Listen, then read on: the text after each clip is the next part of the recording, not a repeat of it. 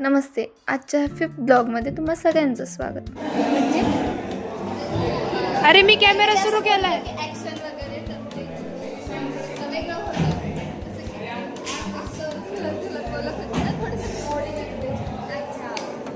असं काहीतरी इम्प्रुव्हमेंट सांगितलं पाहिजे सगळ्यांना.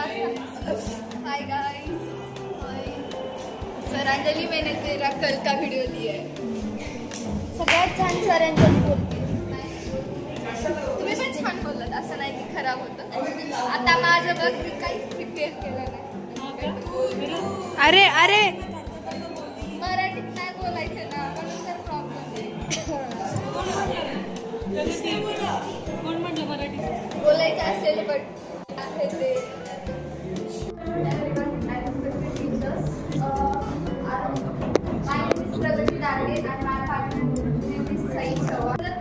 Temperature sensor which produce EMF proportional to the temperature difference between two junctions. It is an active transducer. It does not require external DC power supply. It works on the principal Seebeck effect. This is thermocouple circuit diagram.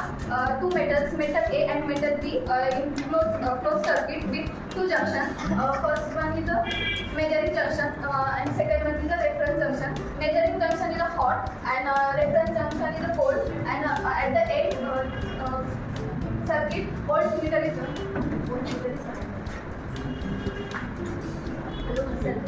So let's see about the operations of thermocouple. The operation is basically different. तिकडं कशी झाली झोप लेक्चरमध्ये.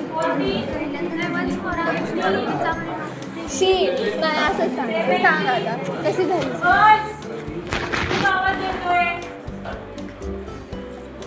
काहीच आमच्या साक्षीने चालू लेक्चरमध्ये झोपा काढल्यात. आम्हाला इतकी पण लाज नाही आहे.